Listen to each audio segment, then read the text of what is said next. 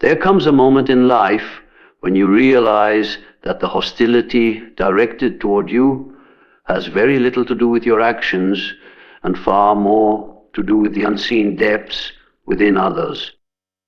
You may wonder why a friend suddenly grows distant, why a colleague begins to undermine you, why someone who once praised you now resents your presence. At first glance, you might believe it is your fault, that you made a mistake, that you misstepped somewhere along the way. But often, the truth is far more complex, far more hidden. It is not your actions they are reacting to. It is the shadow within themselves that they have never dared to confront. The human psyche is not simply light and clarity. Every person carries within them a shadow, the repository of rejected traits, disowned desires, buried shame, and unacknowledged fears. These are the aspects of the self that people cannot bear to face. Instead of integrating them, they push them down into the unconscious. Yet the shadow never disappears. It lingers, waiting, heavy and silent, until the right trigger calls it forth. And that trigger, more often than not, is another person. You may become the embodiment of what someone has denied within themselves. Perhaps your confidence highlights the insecurity that they cannot admit. Perhaps your discipline exposes the laziness they have hidden. Perhaps your compassion reminds them of their cruelty, or your freedom reveals the chains they have willingly locked themselves into. When this happens, they do not see you. They see their shadow in you, and they despise it. Hatred, envy, and resentment are often nothing more than projections of the unclaimed parts of themselves. This is why people can treat you like an enemy without you ever harming them. They wage war not because of your actions, but because your existence unsettles their illusion. You become the mirror that shows them who they are, and that reflection is unbearable. Instead of facing their own darkness, they attempt to destroy the mirror. They speak against you, sabotage you, or distance themselves from you, believing that by removing you, they can remove the shadow. But the shadow follows them everywhere, whispering, waiting, demanding recognition. Understanding this dynamic changes everything. It allows you to stop taking hatred personally. When you see clearly, you realize they are not fighting you. They are fighting themselves. They are not repelled by your essence, but by the part of their essence they have buried and disowned. You simply became the stage upon which their inner conflict is projected. Think of the person who ridicules kindness. Beneath the mockery is often a shadow filled with unhealed wounds from neglect, a longing for tenderness they never received. Think of the one who despises confidence. Beneath their hostility lies a shadow suffocated by doubt, a self-image so fragile that another's strength feels like an insult. Think of the individual who cannot tolerate another's freedom. Their shadow carries chains of fear and obedience, a suffocating need for external approval. When you stand in your light, you bring their darkness into focus, and many would rather blame you than look within. This is why the shadow is so dangerous. It convinces people that what they hate in others is real, when in truth it is only a reflection of themselves. It is easier to attack the external than to acknowledge the internal. It is easier to criticize another's success than to admit one's own passivity.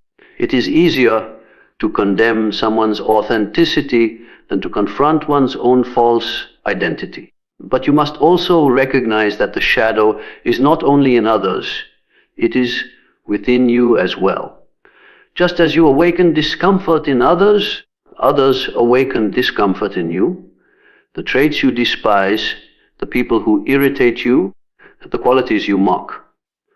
All of these may point toward your own unclaimed shadow. To deny this is to live in blindness, forever blaming, forever projecting.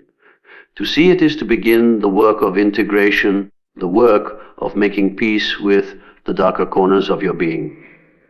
The shadow within others will continue to operate silently, shaping their judgments, distorting their perceptions, guiding their hostility. They may never realize that you are not their enemy, but their mirror. They may never understand that what they despise in you is the unhealed wound in themselves. Their struggle may remain hidden, their projection unacknowledged, their hostility unexplainable. But if you see it clearly, you will no longer be deceived by appearances. You will know that beneath the mask of hatred, beneath the eruption of envy, beneath the wall of rejection, there is a shadow that refuses to be seen, and it is that shadow that speaks through them, not their conscious self. Authenticity is one of the most disarming forces a human being can embody. To be authentic means to live without the constant need for masks, to speak with a voice that is not borrowed, and to act in alignment with one's inner compass.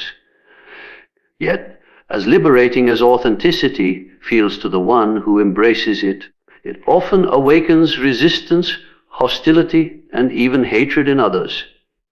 Because authenticity is not just a way of being, it is a mirror that exposes falseness. And when you step into your authentic self, you unknowingly challenge the illusions others depend upon for survival. Many people live behind masks. They construct identities that are palatable, roles that win approval, personas that shield them from rejection. These masks become armor against the world, disguises carefully maintained to keep insecurities hidden. But the presence of someone authentic destabilizes that armor. It reveals the fragility of the mask. It makes the carefully constructed identity feel weak, hollow, and temporary. And this is why authenticity is often perceived as a threat. When you are authentic, you remind others of what they are not. You remind them of the compromises they've made, the truths they've silenced, the roles they've played just to belong. Your presence becomes a silent confrontation. They do not hear you say, "You are not real," yet something in their unconscious registers it. It registers it as danger, and danger awakens defense. That defense often appears as rejection, criticism, or contempt toward the one who simply dares to live truthfully. This is why authenticity can feel isolating. You wonder why people withdraw, why some turn cold, why others subtly undermine your presence. It is not always because of who you are, but because of the way your authenticity disrupts their illusion.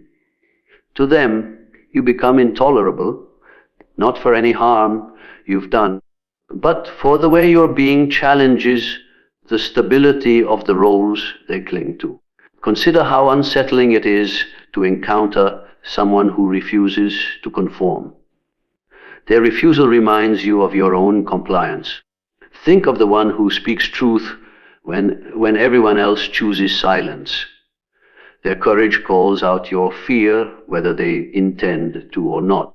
Think of the individual who lives unapologetically, whose choices reflect freedom instead of approval seeking.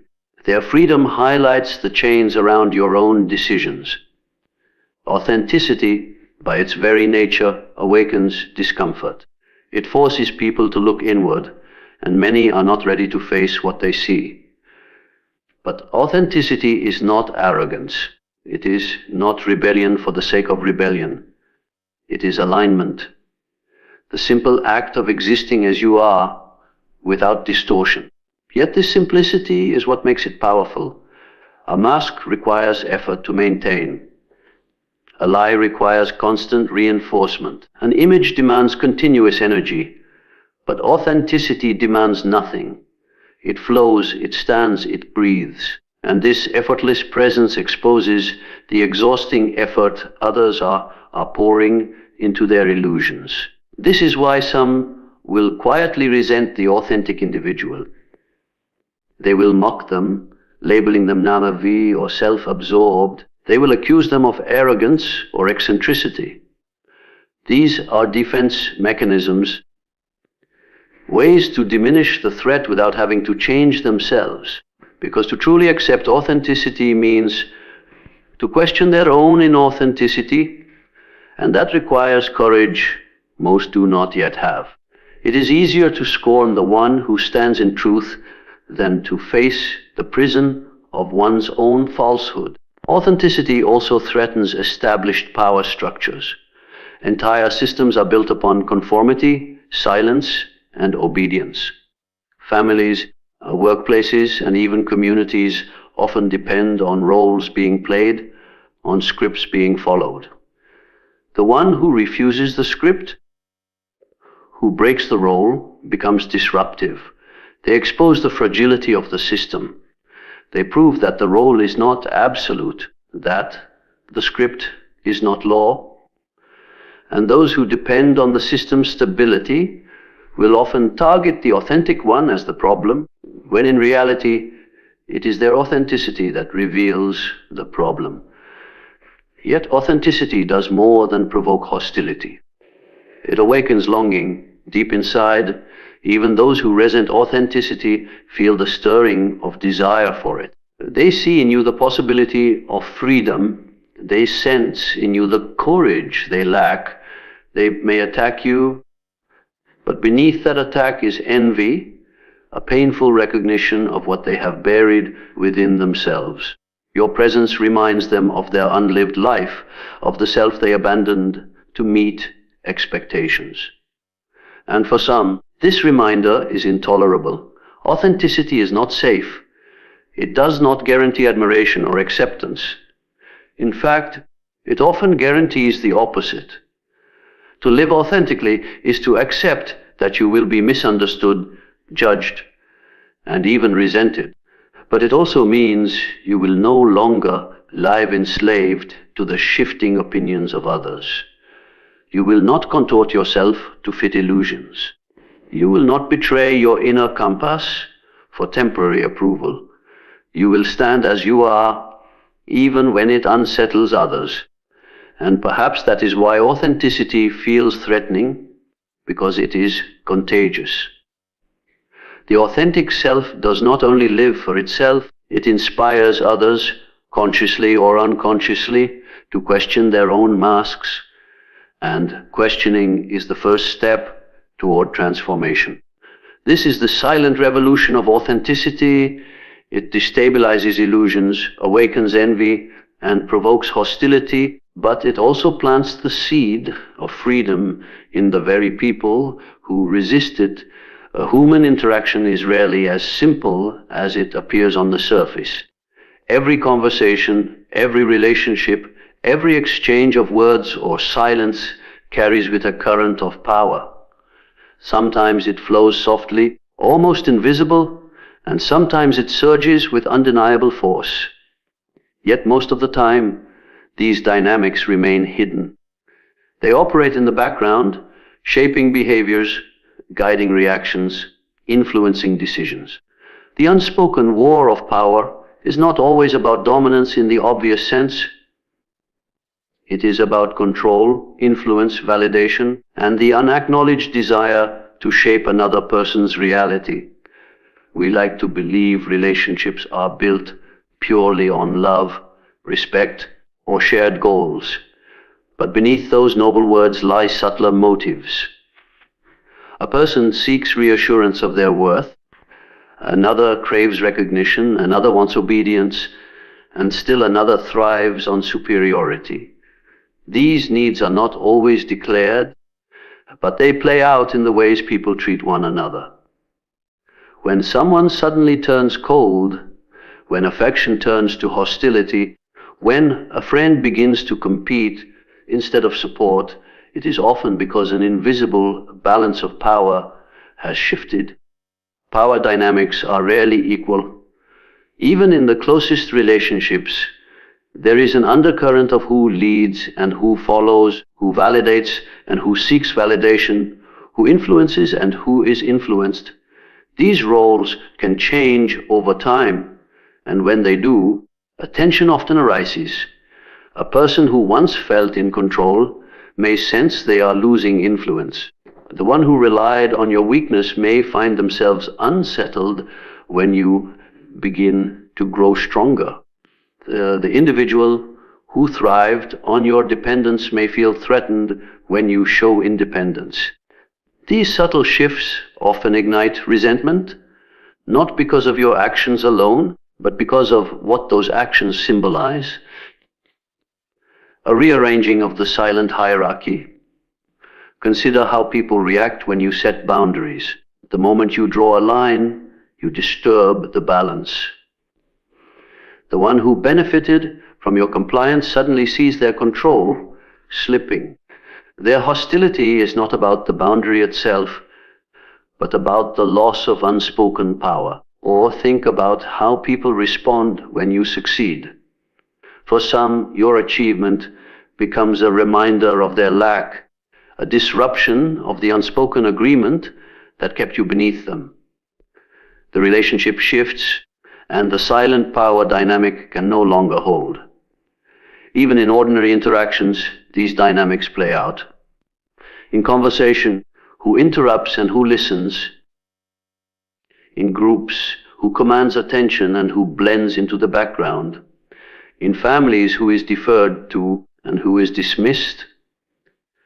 These patterns may appear trivial, but they reveal the distribution of power that quietly governs relationships.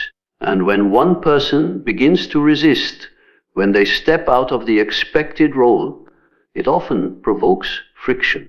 The unseen nature of power dynamics makes them especially dangerous. Because they are rarely acknowledged, they are easily misinterpreted. You may believe someone dislikes you for no reason, when in reality they sense a threat to their control. You may think you disappointed someone with your choices, when in truth those choices reveal to them how little power they actually hold over you. The hostility you encounter is not about who you are, but about what your presence disrupts in their hidden balance of control. Power does not always mean authority or dominance in an obvious sense. Sometimes it is as subtle as emotional leverage. The ability to make someone feel guilty, the capacity to withhold affection, the silent pressure of expectation. A person may not raise their voice, yet they wield enormous influence by threatening withdrawal, by offering approval only when you conform, by manipulating the unspoken rules of connection. When you stop playing along, when you stop giving them that leverage, the structure collapses. And few things breed resentment faster than the collapse of a hidden structure of power. To recognize these dynamics is to understand that conflict is often not about surface disagreements. It is about the deeper struggle for influence, the fear of losing control, the insecurity of being overshadowed. People rarely say, "I resent you because you no longer make me feel superior," or "I am angry because I cannot manipulate you anymore." Instead, they frame it as betrayal, arrogance, selfishness, or disrespect. These words disguise the deeper truth. The power they once held over you has slipped away. Yet the desire for power is not inherently malicious. It is rooted in human nature. People seek control because they fear chaos.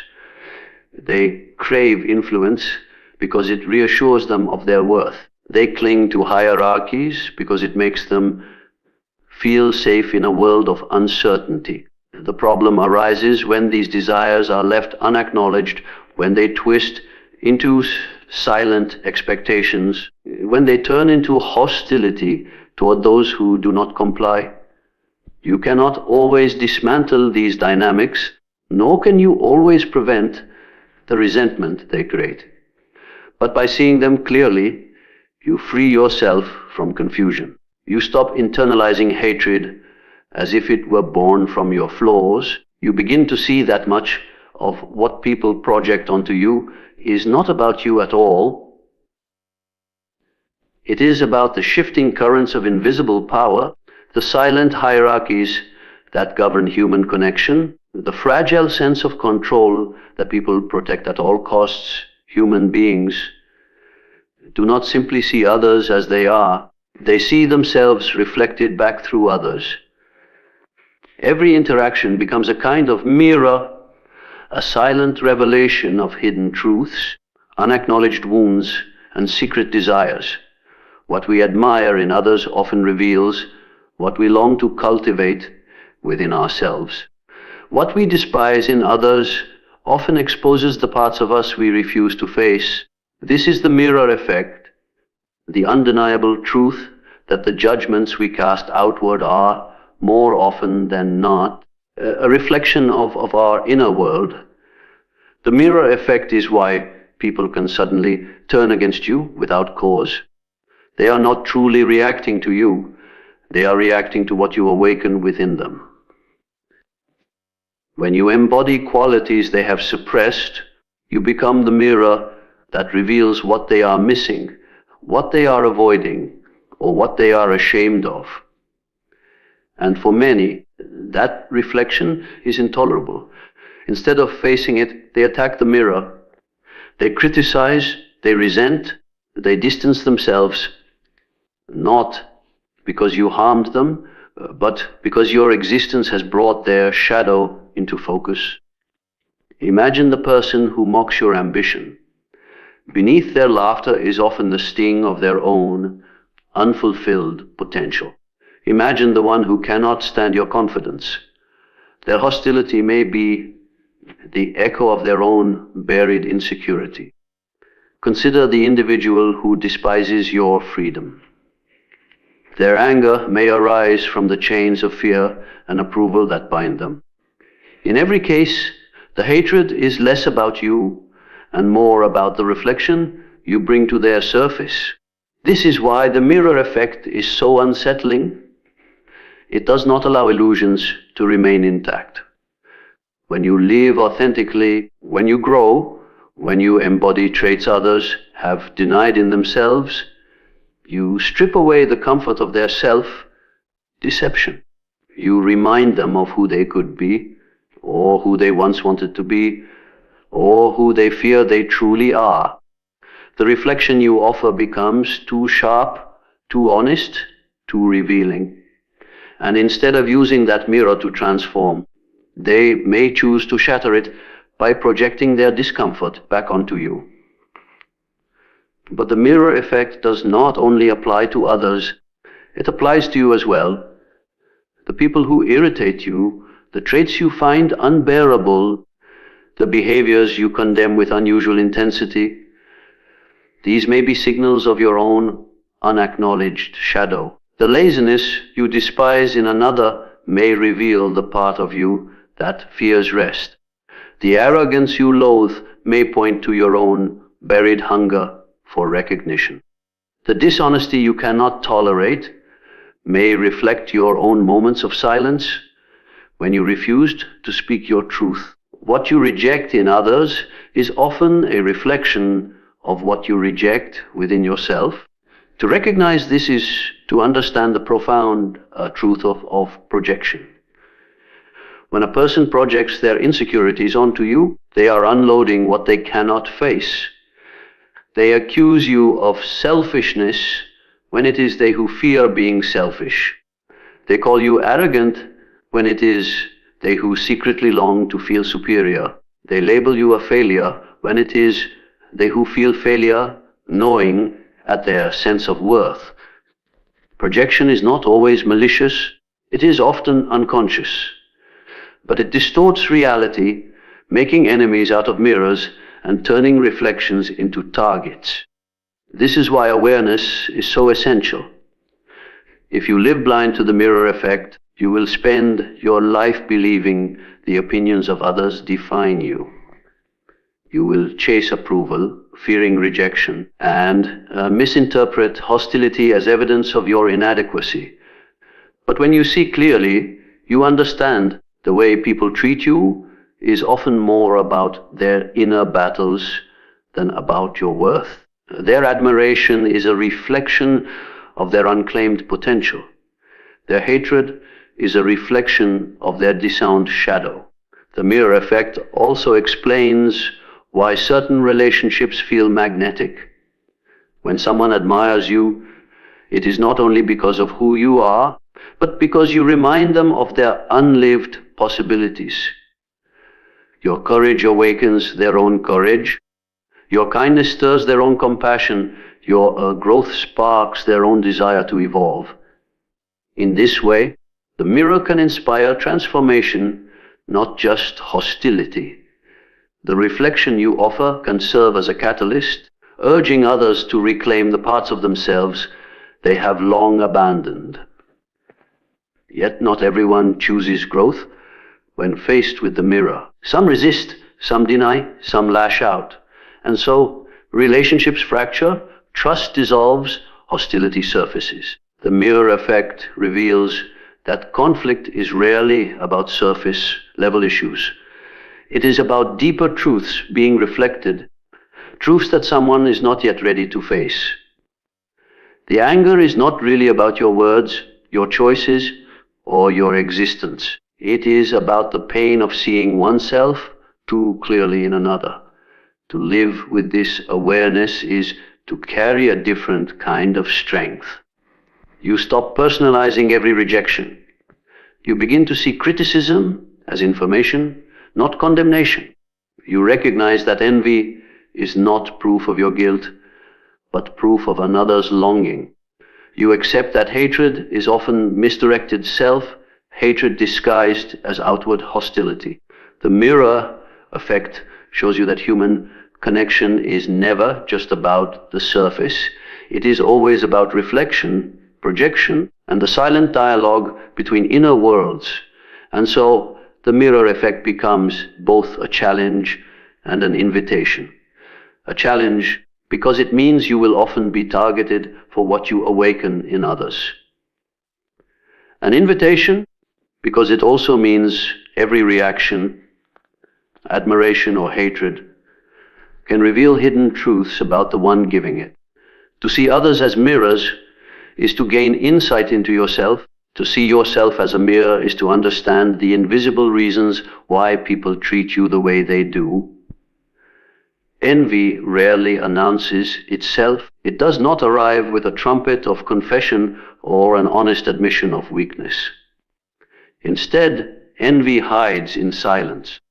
It lingers in the pauses between words, in the sudden withdrawal of warmth, in the subtle shift of energy that tells you something has changed, though no one dares to name it. Envy is one of the most powerful yet concealed emotions in human relationships, and because it is rarely spoken aloud, it becomes dangerous, corrosive, and destructive.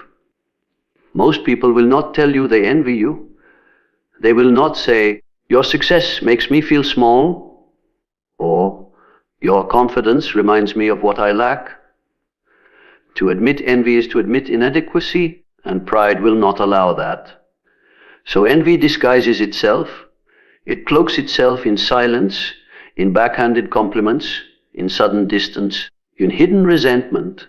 You may not even know it is there until it erupts, until admiration turns into criticism, until friendship turns into rivalry, until support turns into sabotage. The silence of envy is deceptive because it often masquerades as indifference. You may notice someone who once celebrated your victories no longer claps as loudly, no longer reaches out, no longer smiles with the same sincerity. Their silence feels heavy, but you cannot trace it to a specific moment of betrayal. That is because envy grows slowly, quietly, like a shadow stretching in the background. It waits for a moment of comparison, a reminder of what they lack, and in that moment it tightens its grip. What makes envy so insidious is that it feeds on closeness. Strangers may admire you, but it is often those closest to you who feel the sting of comparison most intensely. A friend, a colleague, even a family member can find themselves silently consumed by envy, not because you harmed them, but because your progress illuminated their stagnation. Your light exposes the corners of their own unfulfilled potential, and instead of using that discomfort to grow, they retreat into silence, nursing a hidden wound that turns into quiet hostility. The silence of envy also reveals itself in the way people interpret your actions. Words you spoke with innocence are twisted into arrogance. Achievements you earned with effort are dismissed as luck. Boundaries you set for self-respect are framed as selfishness. These distortions are not reflections of your truth, but of their envy. Envy clouds perception. It makes others see not who you are, but what they fear they are not. And because envy is rarely confronted directly, it spreads like a poison. Left unspoken, it festers. Left unacknowledged, it deepens. People rarely say, "I envy you," but they may express it through subtle acts of sabotage, through undermining remarks, through withholding support when you need it most. Their silence is not neutral, it is charged with resentment. It is the silence that does not celebrate your growth, the silence that withholds recognition, the silence that quietly wishes for your failure just to feel relief. But envy does not only live in others, it lives in you as well. To deny this is to remain blind to your own shadow. There are times you too have looked upon another's freedom, beauty, success, or courage and felt a sting of inadequacy. You may not have admitted it, but you felt it. The silence of envy is not exclusive to your enemies. It can creep into your own heart too. And if you do not face it, you will project it onto others, condemning them for the very qualities you wish you had cultivated within yourself. The silence of envy is a reminder of how deeply human beings crave comparison. People measure themselves not only by their achievements, but by the achievements of those around them. When someone close surpasses them, it feels like a threat to their identity, as if your success diminishes their worth. But the truth is, envy is never really about the other person.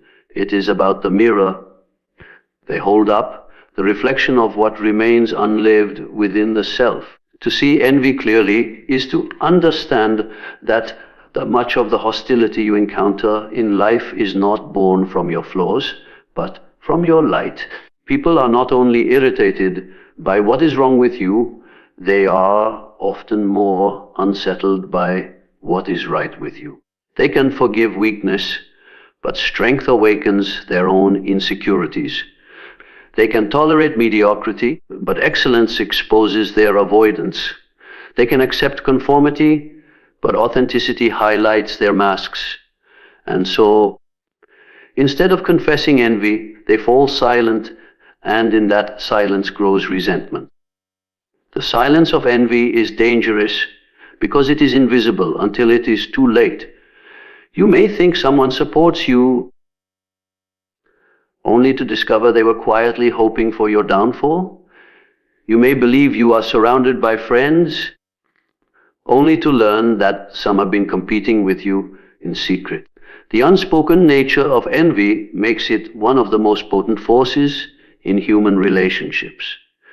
It erodes trust, corrodes connection, and turns admiration into animosity. Yet, when you recognize the silence of envy for what it is, you stop misinterpreting it. You no longer shrink yourself to avoid triggering others. You no longer beg for explanations when someone withdraws.